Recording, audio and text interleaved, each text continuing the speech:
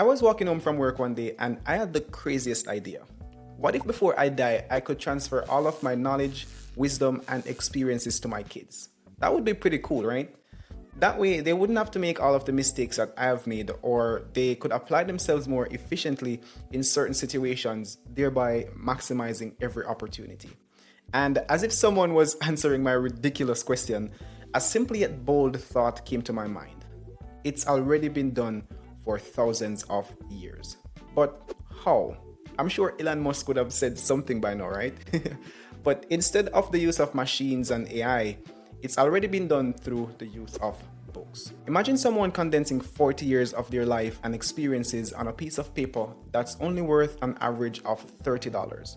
There are answers and solutions to almost every question and problem we could ever face, because as the wisest man that ever lived once said, there is absolutely nothing new under the sun. There are no experiences we could ever face that are synonymous with any one person. And I mean, that's a good thing, because at least you know that if someone else got through it, then I can do it too. All of the problems that you are having right now are probably locked up in a book somewhere in your house that you've never read before. And that is why possessing knowledge is not real power, but potential power.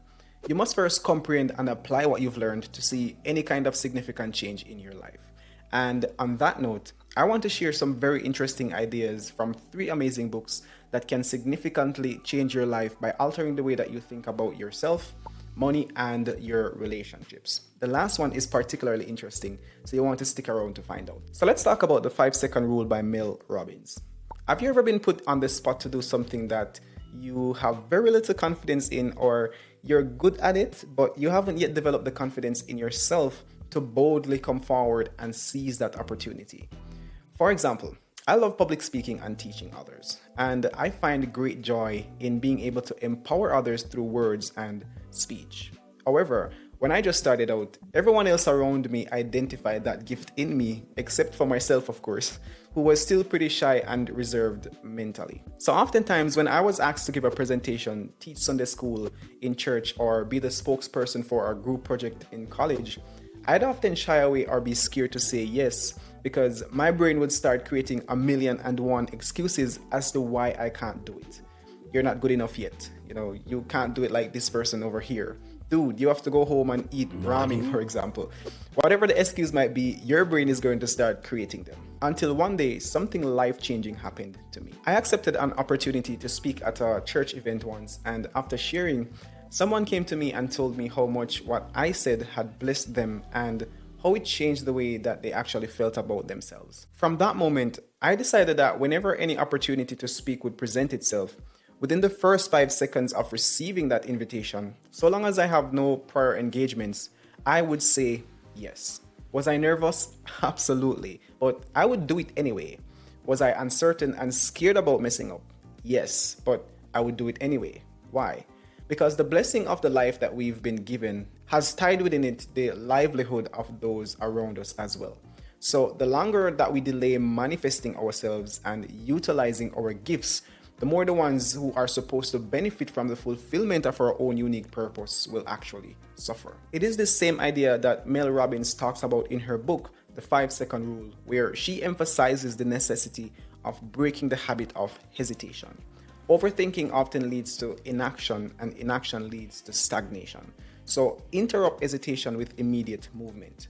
You have to trust that you have the intelligence and the ability to make use of the opportunities presented to you. Scared? That's actually okay. Just do it scared. Courage is not the absence of fear, but rather the assessment that something else is more important than fear itself. And that's a quote by Franklin D. Roosevelt. So my desire to be purposeful and impactful to the lives of others has superseded my unwillingness to try, even when I don't have it all figured out. So the next time you are presented with an opportunity to utilize your gifts and to maximize your potential, don't hesitate. Follow the 5-second rule. The next book is by far one of my favorite books, and it's called Secrets of the Millionaire Mind by T. Harv Eker. I hope I'm pronouncing that right. After reading this book, I've learned that making money and becoming wealthy is more about mindset and attitude rather than skills and luck. Having grown up in a low-income household myself with no tangible examples of millionaires or business owners to look up to, Becoming rich has always been more of a dream and a hope for me rather than a concrete reality. One of the main ideas in this book is how your money blueprint determines your financial success. Essentially, we all have an internal money blueprint shaped by our upbringing, experiences, and beliefs about wealth. Some people believe that money is the root of all evil. Therefore, they vilify wealth and crucify the rich. This kind of mindset unconsciously sabotages your financial success. So while the love of money results in greed, manipulations, and all manner of atrocious activities, the Bible still states that money answereth all things, and giving is far better than receiving. There is nothing more rewarding than being in the position to bless others in gift and kind. And my lifelong financial goal is to give and not lend, to bless and not be apprehensive about giving. It always breaks my heart whenever I find myself in the position where someone is asking me for help and I'm having to consider whether or not giving them is going to result in me not being able to pay my bills or meet my own personal needs. Another principle from this book has to do with our attitude. Rich people focus on opportunities rather than obstacles. Maybe this is why the Chinese have become so successful and has found a way to amalgamate themselves into every society around the world, because in the Chinese dictionary, there is no word for crisis, only opportunities. The mindset of the wealthy are trained to see opportunities and possibilities, while the mindset of the poor are conditioned to see problems and make complaints. So if you want to achieve financial freedom, whatever that may look like for you, you have to reframe your pattern of thinking to identify solutions to problems rather than focusing intently on the problems themselves that got you where you are in the first place. Now for my favorite book of them all, How to Win Friends and Influence People. How far we go in life is very much dependent on our network and our ability to love and impact those around us positively. I remember when I just got out of college and I was job hunting for a while. I applied for almost 50 jobs at the time, both in person and online, to absolutely no avail. I had moved from the country area to the city for college, as many of you might have experienced doing, and I was ready to pack my bags and head back home because I couldn't find a job. Luckily, I had reached out to a brother of mine that had good standing in his workplace, and he was able to work out a deal so I could start working as an intern at a large institution. Because of the nature of our relationship, he was willing to vouch for me and secured a position on the name of his integrity. So Mr. Carnegie emphasizes three major aspects of winning friends and building lasting relationships.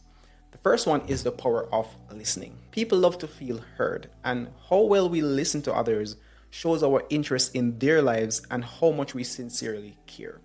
Just being someone who actively listens makes you that much more likable as a person. Secondly, Mr. Carnegie emphasizes appreciation over criticism.